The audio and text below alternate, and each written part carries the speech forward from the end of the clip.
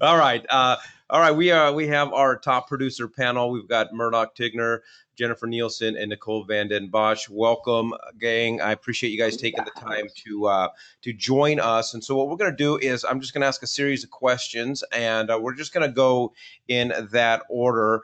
Murdoch, we will start with you. Murdoch and I, we go way back. So Murdoch, I know, is one of our top producers, has been one of our top producers, and is continuing to slay it. So Murdoch, what specific things are you doing right now to maintain your success during these COVID-19 times? Good morning, Mike. First of all, I think it's so important right now it's just like anything I always do is building relationships. Start off by calling all of my elderly clients first and just seeing what they needed. Back then it was toilet paper and just basics. And then after them, then started working through the rest of my clientele and my database. It's a perfect time to call because everybody is sitting around. They're not out doing stuff. They're not busy. And the most important thing, the biggest objection that we've always found in the past is calling people is, what are we going to talk about? We have to go on Facebook and see if there's an event we can talk about. Right now, just calling and checking on people, seeing how they're doing, is easy. It's an easy go-to. How you guys doing? Just want to check on you. Do you need anything? So we're doing that. Right now, writing still a lot of personal notes.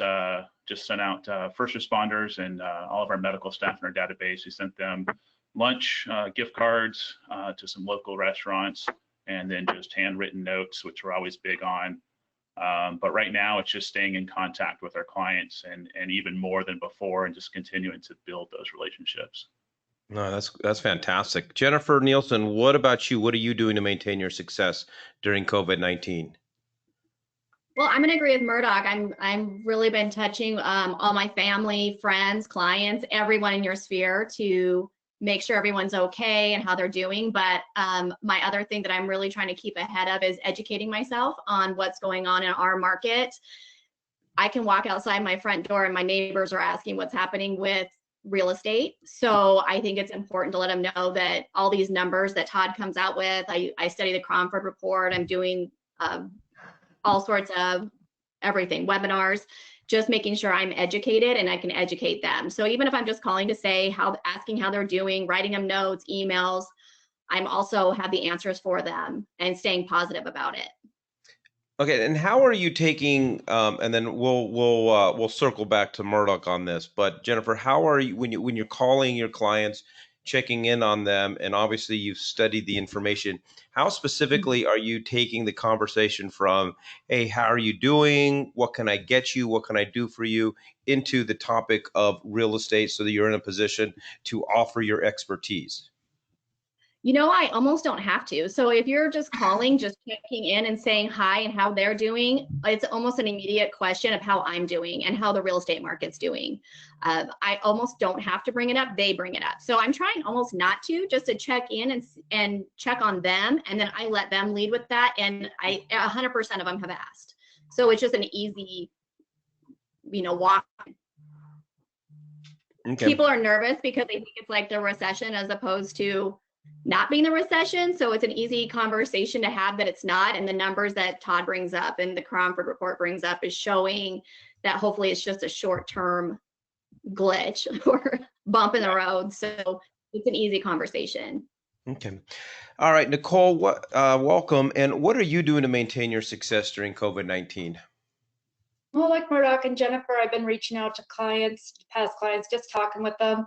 Also staying in touch with leads and just, how are they doing? How are they feeling during this time? And then, with the extra time I have, really working on taking extra classes, taking webinars, learning, working on back office stuff that I don't typically have time to do, and just trying to, not become complacent and just keep working it and staying in touch with people. Do you have anything specific that you're saying in your conversations when you're checking on people to take them from, "Hi, how are you? What can I get you?" into the topic of real estate? I feel the same as Jennifer. It just naturally comes up. Everybody asks. They're just asking, are you staying busy? What are you seeing? Is this going to be another crash? What's your opinion on it? So it just naturally comes up, and I don't bring it up. I just mainly check in on them. How are they doing? How's their family doing? Everybody staying healthy? And it just automatically goes into the real estate. Okay, Murdoch, what about you when you're calling people? Are you following any specific? I'm not going to say scripts. You're not a script guy, but anything that you're doing to be able to help guide the conversation into real estate? No, just exactly. Jennifer and Nicole hit it nail in the head again. I'm always just, it's all about them, and it's all about caring about them always. And then that always, when it's time for real estate, they always call me or they reach out to me just because they know I'm there, they know I care. And again, it usually does turn to real estate. How are you doing? Because that's the return, is that we talk about them, and then they ask how I'm doing, how the market's doing. So it naturally comes up. Again, it doesn't have to go into a script. I think if it's a warm conversation you're starting with, it's going to roll right into my feeling on the market and where we're headed and where we're at currently. Okay, Nicole, let me jump to you because you had mentioned, if your clients are asking you about, are we headed for another recession, or I think you said another market crash. How are you responding to that? I'm just letting them know that that's not what we're seeing. The appreciation of homes hasn't gone up as much as it had before the big crash before. It's a totally different situation. This is temporary. Rates are low. People are still wanting to buy. People are still wanting to sell. So we're not seeing what we saw in the past, and we're not anticipating that happening. Whether or not there'll be a dip, I can't say for sure what's going to happen, but we're just definitely not seeing what we've seen in the past. Okay. Jennifer, how are you handling that, or how are you responding to your clients that are asking you about how's the market, or they're showing a little angst about what might be coming as far as the market goes? I'm describing it more like, because I lived through the recession and 9/11. So I do it more of, this is a little bit like 9/11 more than the recession, where our country got hit with something we weren't expecting. We're learning how to handle it. So we're having a step back because the country is pretty much closed down, but it's not a permanent fixture. It's not something we're going to see for the next we're looking at months. So we're just getting used to a new normal, and we're trying to figure out what that new normal is. So when I describe it like that, is just, do you remember when we went through 9/11 and how we all kind of shut down for a little bit and figured out our country? We're doing that right now. And they seem to warm up to that more than the recession talk, which was years. So just describing it to something unfortunate that happened to our country before, but it's not as long. Okay. And Murdoch, what about you? How are you when people are asking you about the market and what you're seeing and what you're predicting? How are you handling that, and how are you answering that? I can tell you I think like the news and government and everything else, it's been changing as we've been going through. I started out with, probably by the summer we should be up and rolling, and now we're not seeing the curve like we thought. But there is optimism. I don't think this is a long-term, pay attention to the head economist for NAR, and a lot of these reports are saying that basically our inventories were high. And so we're pretty much stabilizing the market, if anything else. And that we've kind of transitioned to, I think, a little bit more of a buyer's market and from a seller's market. And I think it'll go back as soon as we get rolling again, because Arizona continues to be a destination state. People are constantly coming here, and nothing's going to change. It's going to, I think it's going to be a little bit longer than I originally thought, but it is coming back, and it's not going to be like a long-term year situation. All right, I know I kind of bounced around, and so just to stay in order, I'm going to go back to you here, Murdoch. So I'm a potential buyer, and I might have some concerns. I might want to wait to see how this plays out. I'm unsure of whether I should even buy this summer. What are you saying, and how are you preparing your buyers and motivating them to get in position to buy this summer? I'm telling, again, people I think we're in more of a buyer's market. It was interesting that Todd was saying that the numbers are showing more that there's not as much. I'm having a little bit better luck with my buyers getting more from sellers currently. And maybe it's because I'm personally more aggressive as a buyer's agent right now. But I think it is a good time versus, I was doing escalation clauses in competing with 5 or 6 offers on properties, just a few months ago. And now we're in a situation where we're the only buyer on the table, and we can negotiate a little bit more. And so I think it's a really good time to buy, just because we don't have that competition, and we can get more, whether it be in repairs or concessions or off the price, than I was seeing before, because there is some, and again, I think this is going to get as we, this is fairly new for these sellers because they haven't been on the market for very long yet. This thing didn't start that long ago. So once they get into that 60 and 90 day on the market, I think it's going to soften a little bit on that side. So as a buyer, I think it's a great time to buy, and rates are phenomenal. There's no reason not to buy right now. Jennifer, how are you handling your buyers? I'm really similar to Murdoch right now. I talked to them about interest rates and how low they are, and we just saw that on the webinar.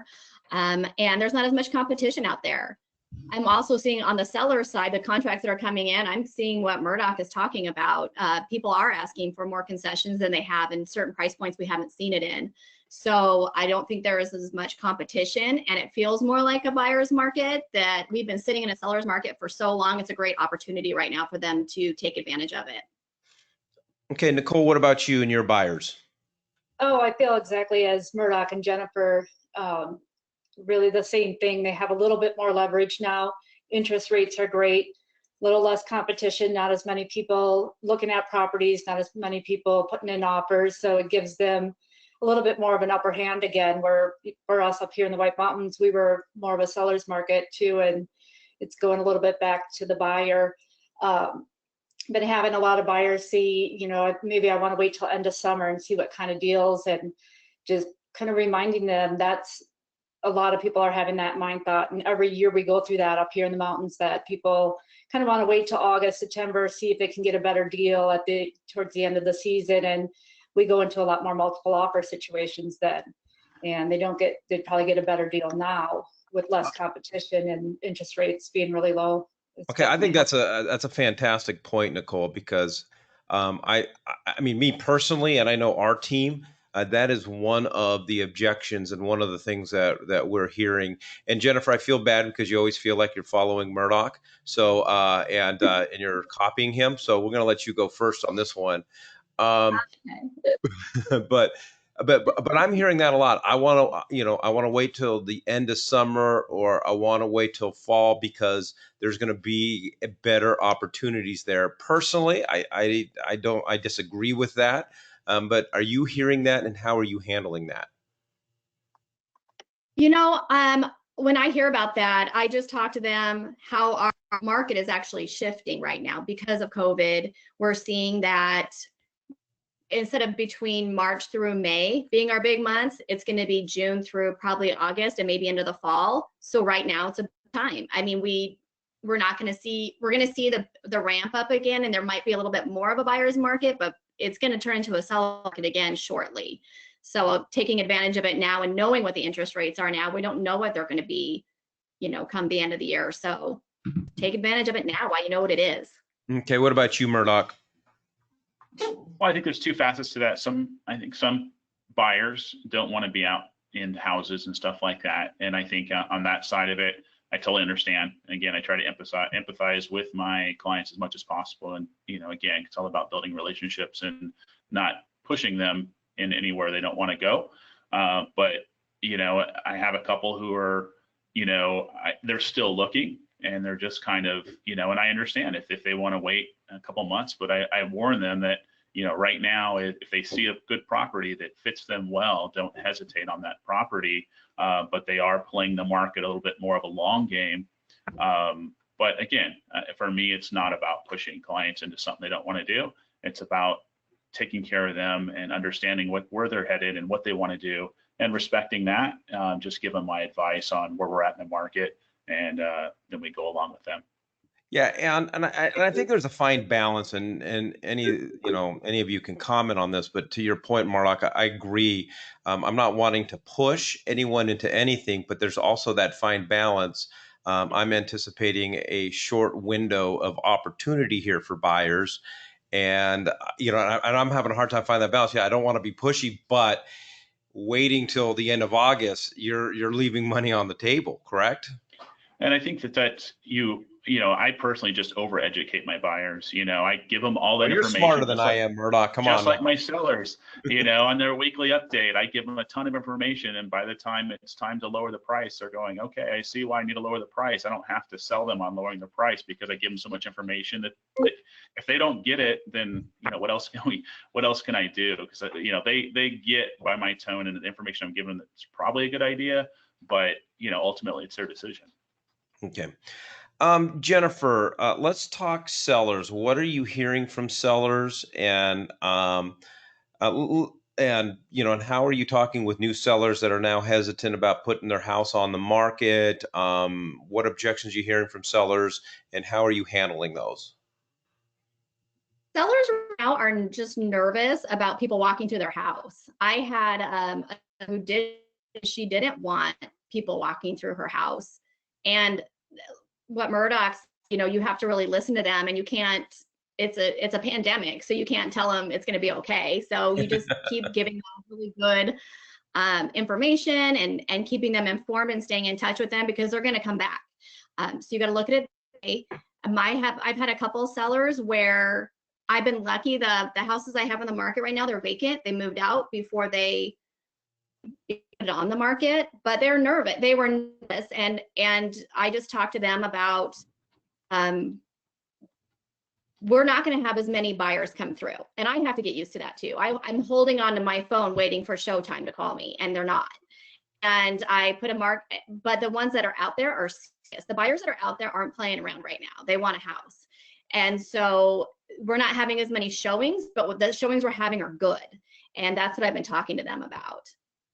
Okay. So just getting the house up and ready, and it's going to be okay. I mean, we haven't seen a change in price, showing them the charts and the numbers that are coming out. All right, Nicole, how are you handling your sellers? It kind of depends on their situation. Some of them that are still living in the home, that are, worried about their safety and stuff. I've been putting out baskets of booties and gloves, masks, all of that. Just have it by the key safe, asking people when they go in the homes to please respect the clients and, protect themselves and the clients before they go in. And I've been doing professional walkthrough videos of the homes too, so that more buyers can look at that before going to the home to see if they are really interested. And that kind of cuts down on the number of people in the house, but still gives the home even better exposure on the internet and the listings. And so that's been very helpful as well. And just, kind of depends on their situation. Up here, we're lucky, a lot of our homes are vacant, so it's much easier. But yeah, for the ones that are living there, if they feel they needed to get it on now, then just taking those extra steps to make sure they're protected. Okay. Murdoch, what about you, and how are you handling your sellers? Sellers right now, again, it's very situational, as Nicole was saying. If they're vacant, it's let's get on the market. Let's get on the market because there are buyers out there. But if there's a family living there, or especially if there's anybody elderly, I advise them to wait if they can. There's no sense in putting themselves at risk. I'm going to sell these people multiple homes over time. And again, I want to be their trusted advisor. And sometimes their advice is it's not time to put your home on the market. But a lot of people still have to put their home on the market. In that case, we've added Matterport to all of our listings now, our listing package automatically. So Matterport's a good tool to get in there. And then, of course, the gloves and the sanitizers and the wipes and the following the COVID procedures on our occupied and our vacant homes, just to keep everybody safe. But, again, it just depends on the person. Thankfully, their situation, a lot of them are vacant, and let's get them on the market and get them listed. But if it's a family living in there, there'll be a couple situations where, it doesn't make sense, don't do it. All right, Nicole, I'm going to jump to you, and this is going to be a question, and I apologize that I didn't send to you guys earlier. But I just, in looking back over the last month, obviously COVID-19 has impacted our businesses, changed the way we've been forced to change the way that we're doing things. Is there any specific thing that you see as a impact to your business moving forward? Maybe something that you've learned, something that's just going to change the way that you do business moving forward, even when this COVID-19 thing goes away? I really like doing the professional walkthrough videos, even though it's, a little costly or whatever, but I think that has really helped a lot. It's something I think I'll continue to do on a lot more of my listings. That's the biggest thing right now that I can think of. Okay, Jennifer, what about you? You know what? I started adding videos to my listings too, and it's made a world of difference. And I just think it just ups it a little bit. So I will continue to do that also. I have a realtor Facebook page where I'm always trying to put information on, but I believe I'll just keep it more a real estate update once a week, where I wasn't doing that in the past, but now I think it's important, but it needs to be done every week. So probably just doing that more and Okay. making sure my clients just calling to say how they are. Yeah. Murdoch, what about you? I just like as they said as well, I think pushing the getting comfortable with the video walkthroughs has been good, and the additional Matterport and the Zillow walkthroughs, and then on the other side of it, I think is just get more comfortable in front of the camera and sending clients more video. Wishing them happy birthday on video and sending it over and that kind of stuff adds a lot more weight to what we're doing, more personalized. People want to see your face, it just, social media, anything else, they want to see a picture of you with that plate of food, not just that plate of food. So I think those are some of the aspects that it's kind of helped me out personally, kind of get more comfortable with, Zoom. I couldn't tell you what a Zoom meeting, what really was before this whole thing started. So. I think that's how we all are. Last time we did this, we were sitting around a table, Mike, and now, So. Yeah. All right. We have a lot of new, we still have new agents getting the real estate licenses, new agents coming to West USA. A lot of our agents may not have been in the business long enough prior to COVID-19, so really didn't have that foundation. And we'll start with you, Murdoch. What piece of advice or pieces of advice would you give right now to a newer agent or an agent that is struggling right now to find their way in their business? It's a tough time because they don't have the open houses to follow back on. I know some agents are still doing open houses, but very few out there. But I tell people, you're not building this business for this month, because this month's over. Next month's probably over. You're building a few months down the road and building these clients who are going to be, buying from down the road. So again, it's back to that relationship building. It's calling your database. It's creating your database during that time. And there's different ways to get that. Also, volunteering right now, it's a good opportunity to deliver meals. Again, use all this time wisely. We have a lot more time on our hand. Education's another big one. Get educated, but get out there also. There's things you can do that's going to, again, work on that database, build those relationships. We have to continue that and start early, but there's no excuses. A lot of new agents spend a lot of time running errands, running to the store, I got to go do this, I got to go pick up this, I got to take my kid to practice. All that stuff's, it's different. There's certain agents with kids at home, and that's tough right now, but now is a really good time. If you haven't made your goals for this year, if you haven't built your business plan, all that stuff that we talk about not doing, or we talk about doing it and don't get around to it, now's a great time, to get your certifications but still make sure you're keeping in contact with your clients and build that rapport now, because that's what's going to pay dividends for years to come. Okay. Jennifer, what piece of advice would you give to newer agents or agents that are struggling right now? Make sure you're watching every webinar and get your CE credits, do everything, keep your head in the game of real estate, because people are going to ask you, now that you have your license, they're going to ask you questions about it. So make sure that you are their person that they're coming to for advice and information. I'd get your processes in order. There's so many processes of when you get a sale, when you get your first buyer or your first seller, there's a lot of processes right there. So now's the time to build them. Make your forms that you're going to send out to them. Make everything you're going to do, because there's a lot to do before you get your first client or even your third client. You learn from it. So now's a good time when you're home to get educated and get your processes in order. That's pretty good. Nicole, what about you? What would you tell a newer agent or an agent struggling to generate business? A lot of the same what they said. Just do not become complacent at this time. Stay busy, educate yourself. There's so much to learn in this business. There, systems and processes to put in place. Now's the time to be working on that and just learning what you can learn. And don't let the negativity, get in your head. Just keep plugging along, stay positive, know the business is coming back, and just be ready for it when it does come back. Okay. Jennifer, we'll start with you on this one. Kind of a get out your crystal ball type question.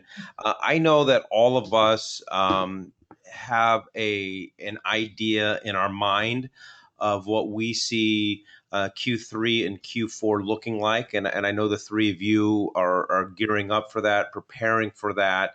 And in the same light, it leads to different, some of the conversations that we are having with our database, our sphere of influence. But Jennifer, what do you see Q3 and Q4 looking like? Where do you see the market going, and what are you personally preparing for? I see it going like our spring typically is. So I'm gearing up, and I am sending emails to my clients, potential clients, talking to family members, everybody, because you don't know where your next lead be, family, friends, who they're kind of coming from. But I am just talking to them about the market. I'm sending out charts. I'm doing some of the things that Todd does. I am just letting them know it's going to be good, and we're expecting it to be busy. So I'm letting them know, if you're planning on putting your house on the market, we're home now. So de-junk, get rid of stuff in the house, clean it up. If you are a buyer who's looking, well, this is a great time to save money. So just talking about the basic things we would have talked about with a seller and buyer anyway. Now's the time to get it ready and organized and prepared for what's coming ahead.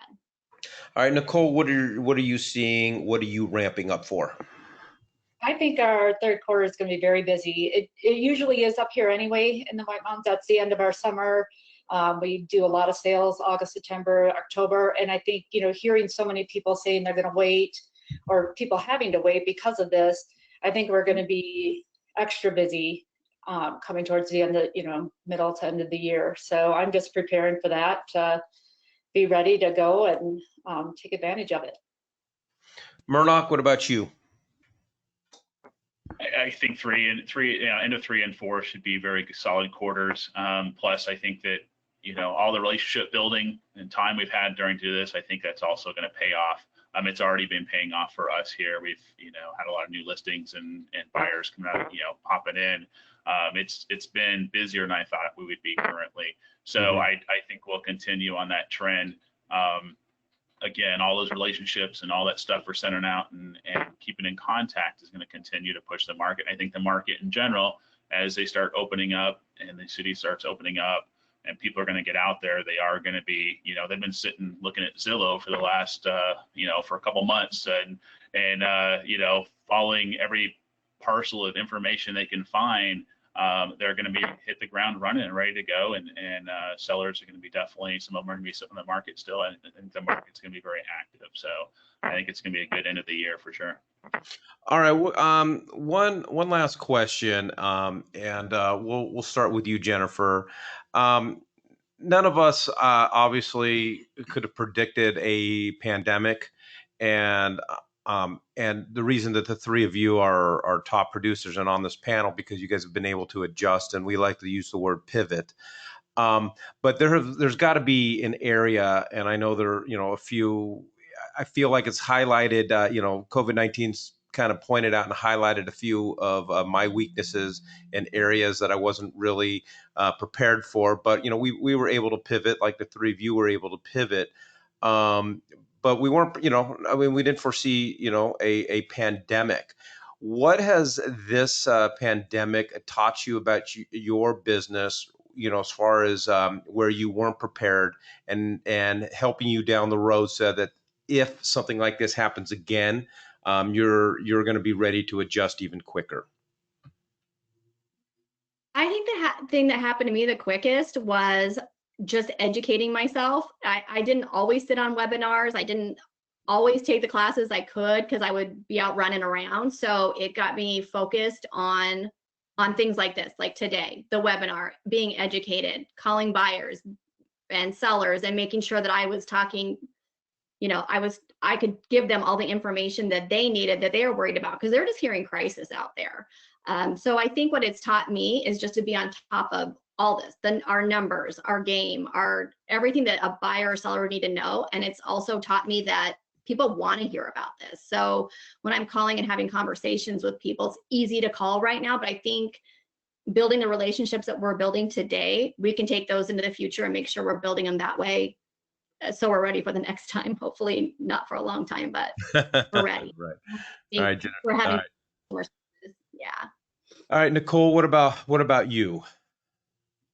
I think just to never become complacent in this business. You know, I'm glad during our winters are a little bit slower, and it's always tempting to take a little bit more time off and just, you know, just kind of sit back a little bit. And this, you know, this winter just stayed very busy for me, and I'm glad that I kept working it and staying ahead of it, because that's really helping me ride through this now, because not as busy, but had a great winter.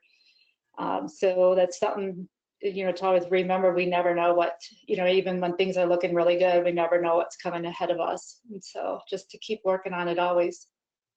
All right, Murdoch. I learned that about hand sanitizer in every single hand, and every time I shake hands will never be the same ever.